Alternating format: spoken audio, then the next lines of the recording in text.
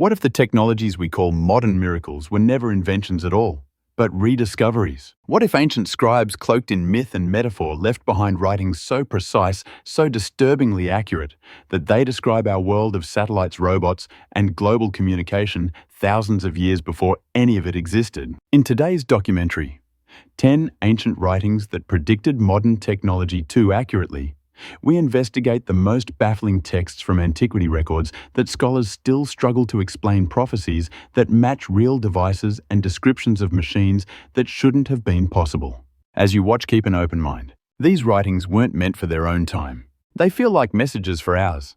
And if you're fascinated by hidden history and forbidden science, feel free to support the channel. It helps us go deeper than mainstream sources ever dare. When you're ready, let's begin. Number 10 is the Mahabharata's divine chariots that sound suspiciously like modern aircraft. The Mahabharata is often treated as mythology, a sweeping epic of gods, warriors, and cosmic battles.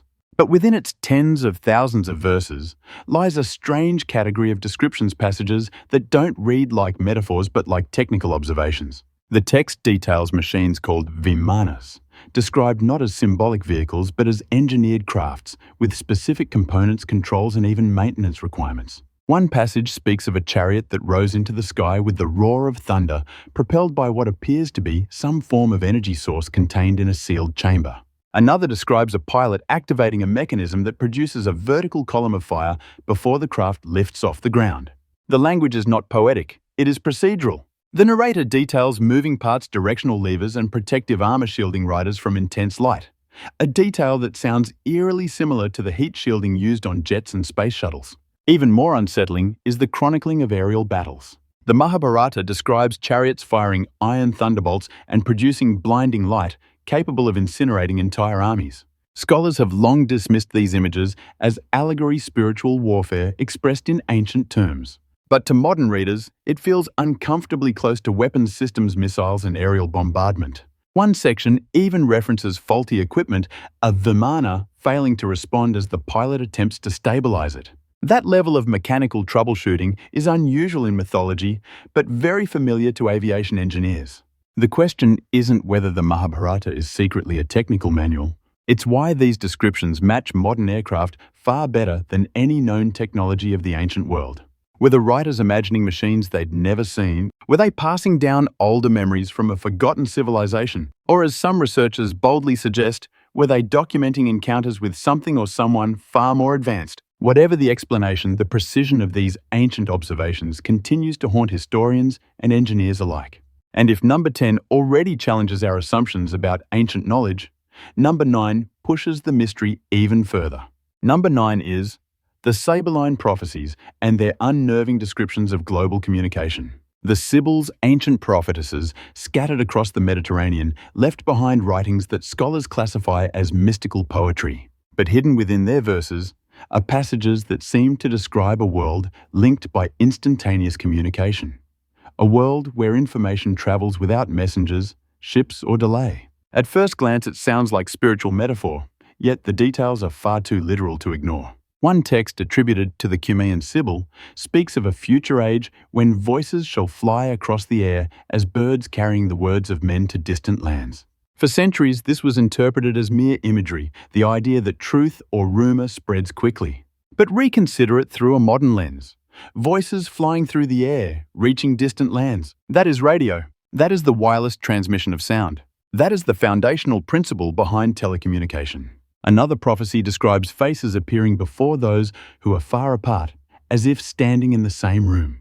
Even medieval scholars struggled with this line, unsure whether it meant spiritual visions or allegorical unity. Today we recognize it instantly. Video calls, teleconferencing, screens bringing distant people together in real time. The most disturbing verse references the metal tablets on which the knowledge of the nations is stored, devices that contain history, wisdom, and communication in a single object. To an ancient world of scrolls and clay, such a description would have been nonsensical. But to us, they sound like smartphones, tablets, laptops, the digital gateways through which we access nearly all human knowledge. Some researchers argue the Sibyls were simply imaginative, drawing from metaphor and mythological imagery. Yet ancient writers, particularly prophetic ones, typically communicated in symbols, not technical specifics.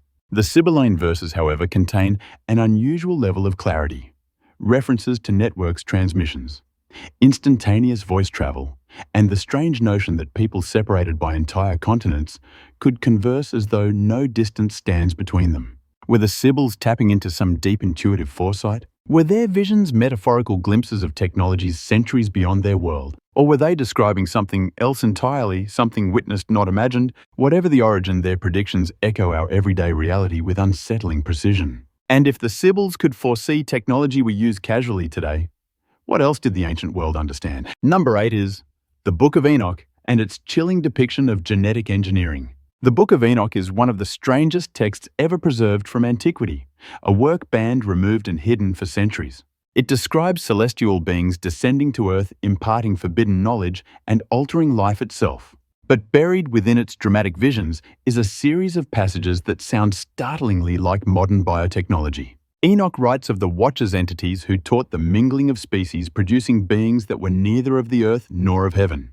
Early translators treated this as symbolic corruption, spiritual impurity, expressed through monstrous imagery. But modern readers see something different: deliberate hybridization, artificial manipulation of DNA long before we understood its existence. One fragment describes creatures with the forms of beasts, yet speaking as men, which commentators for centuries dismissed as mythic exaggeration. But today, with genetic splicing human-animal chimeras in laboratory environments and the ethical debate surrounding them, the imagery strikes closer to reality than fiction. Another passage mentions the cutting of roots and the altering of flesh, phrased in a way that resembles precise biological modification rather than ritual. Even more alarming is Enoch's account of how this knowledge spreads. He describes the Watchers teaching the secrets written in the tissue of life, a statement that would have made no sense to ancient readers. Life to them was animated breath. There was no concept of cellular structure or genetic code, no idea that instructions were embedded within microscopic patterns. And yet, the Book of Enoch frames the essence of life as something that can be studied, modified, and corrupted. The text repeatedly warns that this interference leads to catastrophic imbalance, beings born too large, too strong, or too unnatural for the natural world. It reads like an ancient cautionary tale against overreaching scientific experimentation. One our modern era grapples with in stem cell controversies, gene therapy ethics, and the capabilities of CRISPR. What makes the Book of Enoch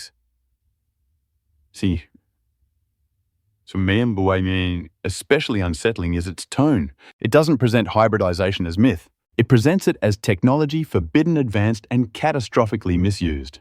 Did Enoch describe symbolic spiritual transgressions, or was he documenting something the ancient world was never meant to fully understand? Encounters with advanced beings, a lost civilization with knowledge of biological manipulation. Whatever the answer, the precision of these descriptions raises a haunting thought. Maybe we're not the first age of humanity to tinker with the building blocks of life. Number 7 is the Mayan Codices and their astonishing hints of orbital mechanics. The surviving Mayan codices, especially the Dresden Codex, are often praised for their astronomical sophistication.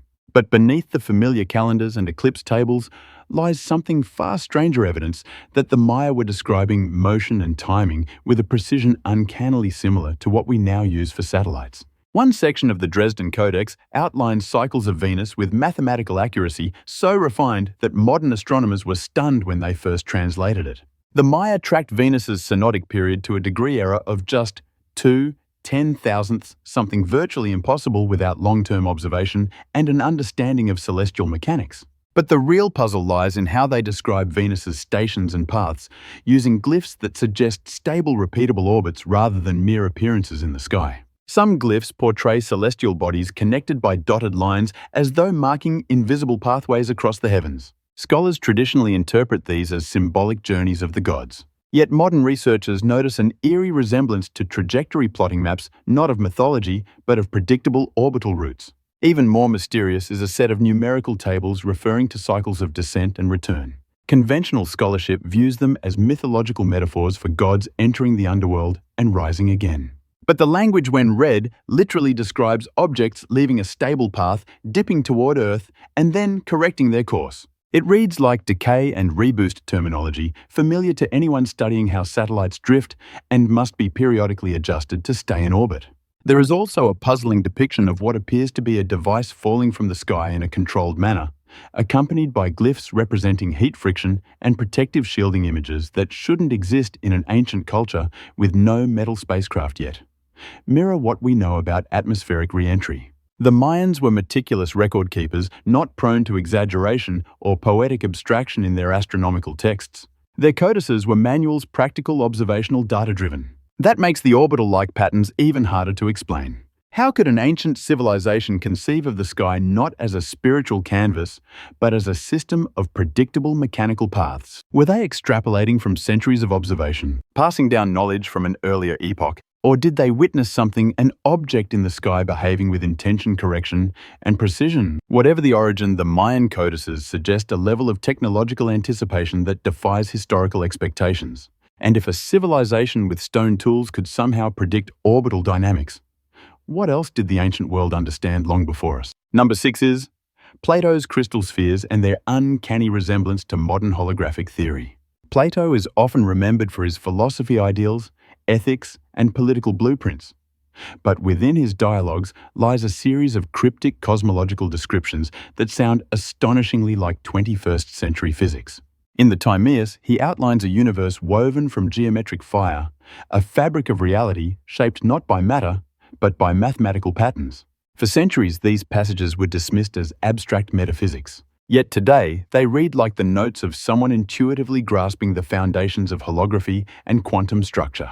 Plato describes the cosmos as being projected from a deeper, more fundamental layer of reality, a realm he calls the intelligible where perfect forms exist. To ancient readers, this was spiritual language. But to modern physicists, it echoes the holographic principle, the idea that our three-dimensional world may be a projection of information encoded on a distant surface. Even more striking is his explanation of how the universe stores and distributes information. He writes that the cosmos is measured in harmonic ratios arranged in such a way that each part contains a reflection of the whole. This mirrors the structure of holograms where every fragment contains the complete image. How could a philosopher from the 4th century BCE conceptualize a universe built on informational symmetry thousands of years before quantum theory? Plato also describes the human body as an instrument tuned to the cosmos, capable of receiving patterns from this underlying order, an idea surprisingly close to modern concepts of resonance frequency and the interaction between biological systems and electromagnetic fields. His analogy isn't symbolic. He speaks of these interactions as mechanical, even predictable. But the most unsettling parallel lies in his portrayal of the demiurge, a cosmic architect who shapes the universe using mathematical code. The language resonates with contemporary discussions of simulated reality. The idea that existence may be governed by algorithmic rules encoded at the most fundamental level. Critics argue that these comparisons stretch Plato's intent that he was speaking poetically rather than scientifically. Yet the precision of his descriptions, the projection of form, the encoding of information, the structured geometry of reality align too closely with modern cosmology to ignore. Was Plato simply a philosopher ahead of his time? Did he inherit fragments of knowledge from civilizations far older than Greece? Or was he documenting insights that modern science is only now validating? Whatever the truth, his writings stand as an eerie bridge between the ancient world and the bleeding edge of theoretical physics. Number 5 is the Zohar's vision of a network of unseen lightning, a description that mirrors the architecture of the modern internet. The Zohar, a foundational text of Jewish mysticism, is often interpreted symbolically a map of the spiritual universe rather than the physical one. Yet within its dense passages lies a peculiar sequence of descriptions that sound far less like allegory and far more like the blueprint of a global digital network. The text speaks of paths of lightning that travel without feet, without wings, carrying knowledge from one end of the world to the other. The phrase is striking. Ancient writers rarely depicted information as something that moves, let alone moves fast. But here it travels through channels of light, invisible and instantaneous. It's difficult not to hear the echo of fiber optic cables and wireless signals, pulses of light, transmitting data across the world in fractions of a second. Even more curious is the Zohar's emphasis on interconnected nodes described as points of brilliance that speak to one another through shining threads. Medieval scholars believed these were metaphors for angels or spiritual emanations. But the parallels to network architecture nodes, bridges, packets of light carrying information are uncanny, especially in a text composed centuries before electricity was even theorized. Another passage mentions the Book of Remembrance, a repository where all deeds, thoughts, and histories are recorded instantly, continually, and simultaneously. To ancient readers, it implied divine omniscience. To us, it sounds eerily like cloud storage, a digital archive continually updated, accessible from anywhere, storing the collective memory of humanity. And there's a final unsettling detail: the Zohar describes the lightning paths as vulnerable to corruption. It warns of false signals made of shadow that can travel through the same channels, misleading those who rely on them. In a world of misinformation, cyber attacks, and digital manipulation, the metaphor feels uncomfortably literal. Could ancient mystics have glimpsed something about the nature of information flow? Were they describing visionary experiences in symbolic language that just happens to match our technological reality? Or were they attempting to document an esoteric truth about how knowledge moves, a truth we've only recently replicated through machines? Whatever the origin, the Zohar's descriptions resonate with a modern world of routers, signals, and glowing screens, a network of unseen lightning carrying our thoughts across the planet. Number 4 is the Egyptian shining discs of Edfu writings that resemble blueprints for solar-powered technology. Carved into the walls of the Temple of Edfu are some of the most enigmatic inscriptions in Egypt. While often read as mythological accounts of gods arriving in primordial times, several passages describe objects known as shining discs that provided light, heat, and even mechanical power. For centuries, these descriptions were dismissed as poetic embellishments, symbolic references to divine presence. But when read carefully, the precision is unsettling. The texts speak of discs that drank the rays of the sun and poured out fire that did not burn the hand. To a modern eye, this doesn't sound like magic. It sounds like a photovoltaic process, energy absorbed, stored, and released in a controlled form. The inscriptions even mention that these discs were placed upon towers so that their gift of brightness could reach the land. Egyptologists interpreted this as ritual placement of sacred objects. But the phrasing mirrors the logic of elevated solar collectors' height, gives greater reach and efficiency. Another section describes artisans maintaining the discs, cleaning their surfaces, aligning them with the sun, and binding them to the pillars with cords of copper. Copper was one of the most conductive metals known to the ancient world. Why would a purely symbolic religious object require copper fittings? And why would texts emphasize angles, positioning, and the daily rebirth of power each time the sun rose? Even more puzzling is an inscription referencing a silent heat that powered the boats of Ra, enabling them to move against the river's will. Scholars interpret these as mythic solar barks in the heavens. But the idea of silent propulsion powered by solar energy is something our own engineers chase today: electric motors driven by stored sunlight. What makes the Edfu inscriptions truly mysterious is their tone. They don't read like typical Egyptian myth. They read like technical memory procedures, maintenance steps, the consequences of poor alignment, and the significance of copper connections. None of this fits comfortably within purely symbolic storytelling. Were these texts preserving misunderstood knowledge from a forgotten technological era, describing tools the priests no longer fully understood, or simply using metaphor with uncanny precision? Whatever the truth, the shining discs of Edfu align far too neatly with modern solar technologies to ignore. And if Egypt held echoes of solar power, the next ancient writing takes us into a realm even more advanced and far more disturbing. Number 3 is the Popol Vuh's talking stone, a device described with details eerily similar to artificial intelligence. Among the creation stories of the Maya, the Popol Vuh stands apart for its intricate blend of myth, astronomy, and encoded scientific knowledge. Yet one of its strangest passages describes an artifact that scholars long treated as pure symbolism. A stone that speaks an object capable of answering questions, storing knowledge, and guiding its users with uncanny precision. The text explains that this stone held the memory of the first dawn and spoke the names of all things that were and would be. To early translators, this was clearly metaphor, a poetic way of expressing divine wisdom. But the literal phrasing is difficult to ignore. A device that retains memory, communicates information, and predicts outcomes sounds less like mythology and more like an ancient description of a computational tool. One section says the stone could answer without breath, without blood, delivering knowledge from beyond the understanding of men. Another refers to its ability to judge the path of a traveler, warning of danger or error. The idea of an object that processes questions and returns guidance feels unsettlingly close to machine learning algorithms and predictive systems technologies we've only mastered in the last few decades. Even the way the Popol Vuh describes the stone's structure raises eyebrows. It is said to be carved smooth as still water with markings that shift like stars when the question is spoken. To modern minds, this conjures an image far closer to an illuminated interface, a shifting display, than to a literal rock. The description of its glow light from within, not from the sun or moon, aligns eerily with the idea of internal circuitry or illumination. If this were a single passage, it could be dismissed.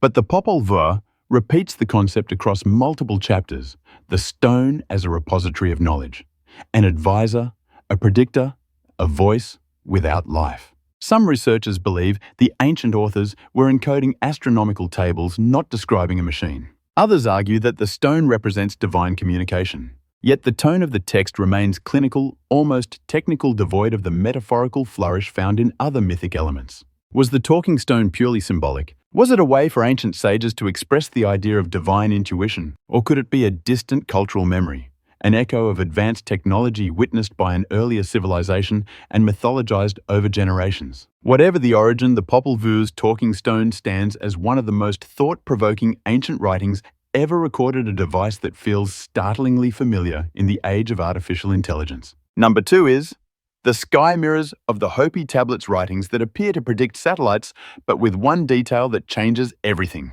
The Hopi prophecy tablets, held secret for generations, contain an astonishing description of what they call sky mirrors, shining objects placed above the earth that watch the tribes of men and return their messages to the four corners of the world.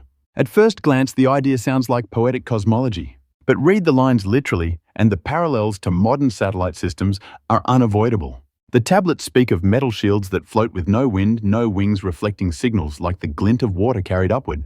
This alone seems remarkable, but it's the specificity of their function that truly unnerves scholars.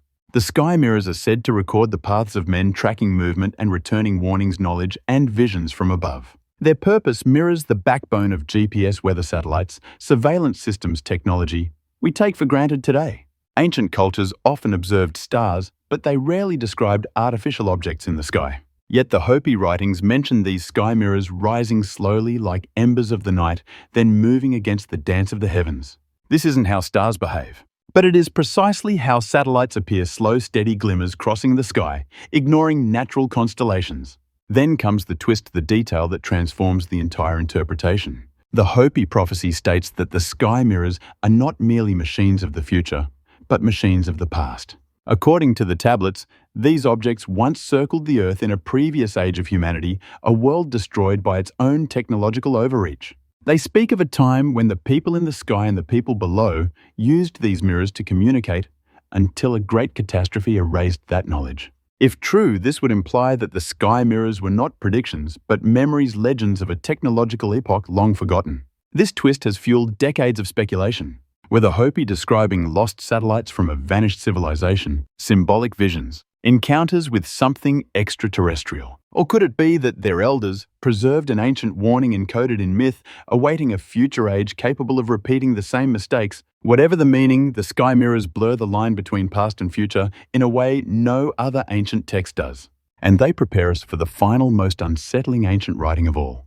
A document so accurate, so inexplicable, it challenges the entire chronology of human innovation. Number 1 is the Voynich Manuscript, a book so bizarrely ahead of its time, it reads like a message from a lost scientific age.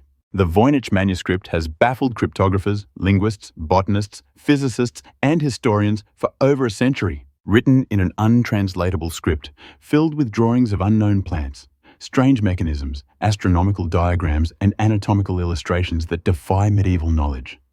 It is the most mysterious document ever discovered. But its greatest anomaly lies not in what it hides, but in what it seems to predict. The manuscript contains large fold-out pages of star charts featuring structures and geometries no medieval astrologer could have conceived. Some diagrams resemble cross-sections of cellular biology centuries before microscopes existed. Others look uncannily like fluid dynamic models, pressure systems, even the branching structures of algorithmic networks. These are not poetic abstractions. They are technical, systematic, and obsessively consistent. One section shows what appear to be tubular channels carrying particles or energy between nodes, a design eerily similar to both vascular systems and modern microfluidic circuits. Another includes illustrations of women immersed in strange basin-like structures connected by pipes and chambers.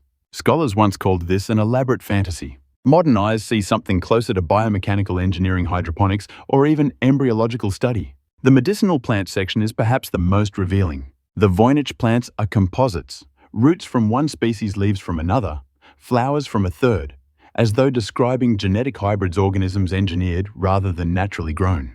At the time of the manuscript's creation, botany was rudimentary. Hybrids of this kind were unknown and unimaginable, yet the manuscript depicts them with confidence, precision, and anatomical accuracy. Then there are the text patterns. Linguists discovered that Voynichese behaves statistically like a real language, but one optimized, compressed, and structured far more efficiently than any natural tongue.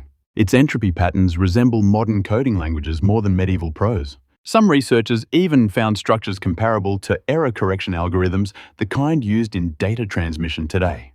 Is the Voynich manuscript a hoax? Impossible. No medieval hoaxer could mimic linguistic entropy patterns discovered only in the 20th century. Is it an encoded scientific textbook? Maybe. But encoded with what system? For what purpose? And why illustrate technologies and biological concepts that would not exist for centuries? The uncomfortable possibility remains.